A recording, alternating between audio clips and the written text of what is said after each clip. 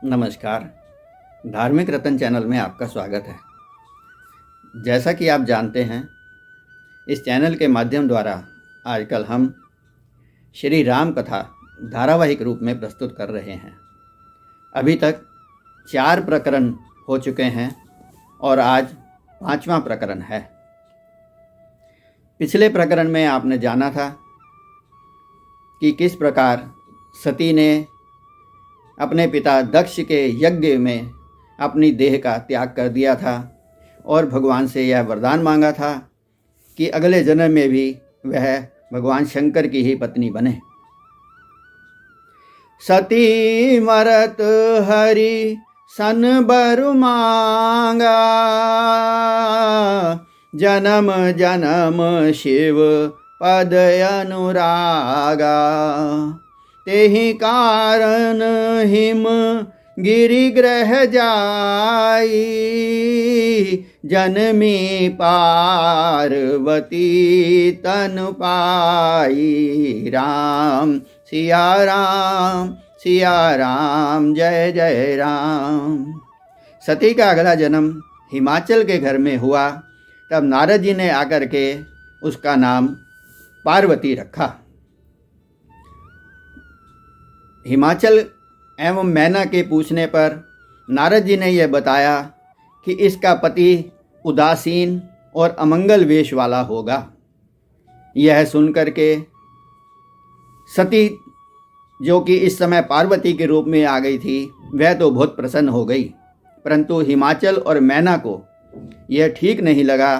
तब नारद जी ने उनको समझाया कि आप चिंता ना करें, जो भी मैंने ये बातें बताई हैं वो सारी बातें भगवान शंकर के अंदर हैं। अतः ये सारे अवगुण गुणों में बदल जाएंगे अगर पार्वती का विवाह शंकर जी से हो। इसलिए आप पार्वती को समझाएं कि वह जाकर के तपस्या करे और उसके फल स्वरूप उसे वर के रूप में भगवान शंकर ही प्राप्त होंगे। यह सुनकर के पार्वती ने जाकर के बहुत ही घोर तपस्या की। जब उन्होंने सूखे पत्ते भी खाने छोड़ दिए, तब पार्वती का नाम अपर्णा पड़ा। राम जी ने शिव जी के पास जाकर के उन्हें पार्वती की कठिन तपस्या के बारे में बताया और कहा कि तुम्हारा प्रण पूरा हो गया है और अब मेरे कहने पर आप पार्वती से विवाह करो। शिव जी ने कहा कि मैं आपके वचनों को टाल नहीं सकता और कहा अब उसे। तब शिवजी ने सप्त ऋषियों को हिमाचल के पास भेजा और कहा कि पार्वती की तपस्या सफल हो गई है, अब उसे घर लाकर शिवजी के साथ विवाह करने की तैयारी करो। इस प्रकार शिवजी उनको संदेश दे करके और पुनः समाधि में बैठ गए। ब्रह्मा जी ने तब देखा कि अब हमें शिव जी का विवाह करना है, परंतु शिव जी तो फिर समाधि में बैठ गए हैं और उनकी समाधि जब तक भंग नहीं होगी तो विवाह कैसे होगा। अतः सभी देवताओं ने कामदेव से प्रार्थना की कि वह जाकर के शिव जी की तपस्या भंग करें। कामदेव ने कहा कि भगवान शंकर से वैर लेना मेरे हित में तो नहीं है, परंतु अगर इससे सभी देवताओं का कल्याण होता है तो मैं अवश्य ही जाऊंगा। कामदेव ने आकर के बहुत प्रयत्न किए और अपनी काम लीला वहाँ पर बिछा दी, जिससे कि वहाँ पे अप्सराएं नाचने लगी। अन्य अन्य तरह के पौधे वहाँ पर निकल आए और सारा मौसम बड़ा गुलजार सा हो गया, परंतु वह कामदेव शिवजी की समाधि भंग करने में समर्थ नहीं हो पाया। इसके पश्चात कामदेव ने एक आम के पत्तों में छुप करके ऊपर बैठ गया और उसने अपने तीर शंकर जी को मारे। जब कामदेव का तीर शंकर जी के मस्तक में लगा तो उनकी समाधि भंग हो गई। पर उन्होंने देखा कि यह कौन है जिसने मेरी समाधि भंग करने का प्रयत्न किया है। जैसे ही उनकी नज़र कामदेव के ऊपर पड़ी कामदेव वहीं जलकर भस्म हो गया, क्योंकि शिवजी के तीसरे नेत्र से अग्नि के समान ज्योत ज्वाला निकली थी। उसी से कामदेव वहीं पर भस्म हो गया।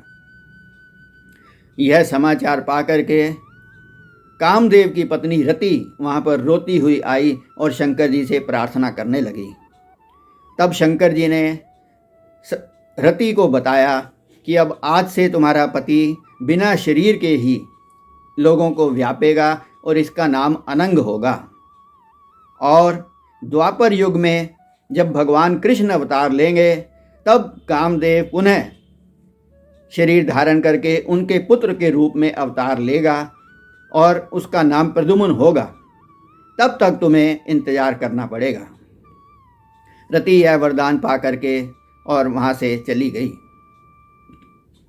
इसके बाद ब्रह्मा जी, विष्णु जी और सभी देवता शंकर जी के पास आए और उन्होंने शिव जी को कहा कि अब आप शादी की तैयारी करें, क्योंकि हमने हिमाचल को सारा संदेश दे दिया है और वो भी शादी की तैयारी कर रहे हैं। शिवजी के बारात में जाने के लिए सभी देवता तैयार हो गए। उधर हिमाचल ने भी सभी नदियों और पर्वतों को निमंत्रण भेजा। हम यहाँ पर आपको यह भी बता दें कि हमारे सनातन धर्म और हमारे शास्त्रों के अनुसार जो 84 लाख योनियाँ हैं उसमें पेड़ पौधे पर्वत ये सब भी उसी 84 लाख योनियों में आते हैं और ये जीवित माने गए हैं। इसी प्रकार हिमाचल ने भी जो सारे पर्वतों को संदेशा भेजा और सारे पर्वत भी वहाँ पर शादी में आने के लिए तैयारी करने लगे। जब सभी देवता कैलाश में पहुँचे तो शिव के गणों ने शिवजी को दूल्हे के रूप में तैयार किया। मृगशाला, सिर पर गंगा, गले में सर्प डालकर शिवजी नंदी बैल पर आके बैठे। विष्णु जी ने मजाक में कहा कि भाई ऐसे दूल्हे को देखकर तो हमारी भी हंसी हो जाएगी, अतः सब अलग अलग हो करके चलो। यह सुनकर के शंकर जी ने अपने सभी गणों को बारात के रूप में प्रकट किया।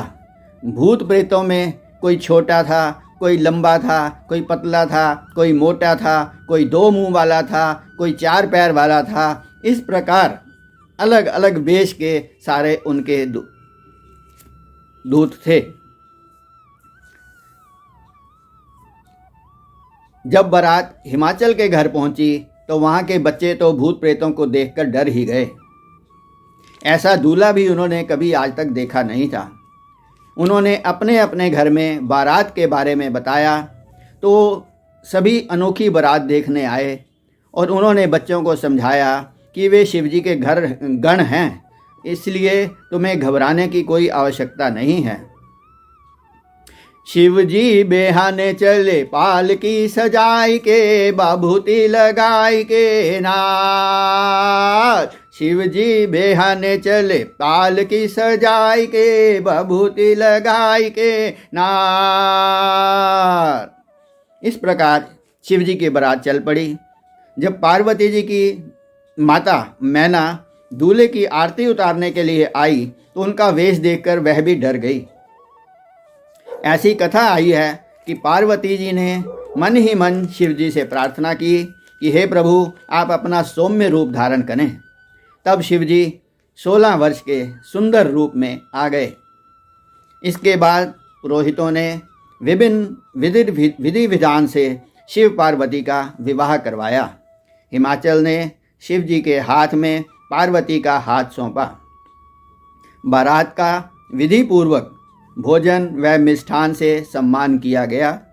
समयानुसार बारात की विदाई हुई।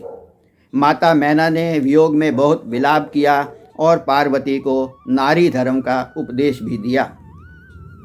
शिवजी और पार्वती बैठे थे, तब पार्वती जी ने पूर्व जन्म को याद करके कहा कि हे प्रभु, अब तो आप मुझे श्री राम कथा का विस्तार पूर्वक श्रवण कराएं, जिसके कारण पिछले जन्म में मैं भ्रमित हो गई थी। अब शिवजी पार्वती को सारी यह कथा, श्री राम कथा सुनाना शुरू करते हैं, जो कि हम आपको अगले प्रकरण में सुनाएंगे। तब तक के लिए आइए 2 मिनट के लिए हम श्री राम भजन कर लेते हैं।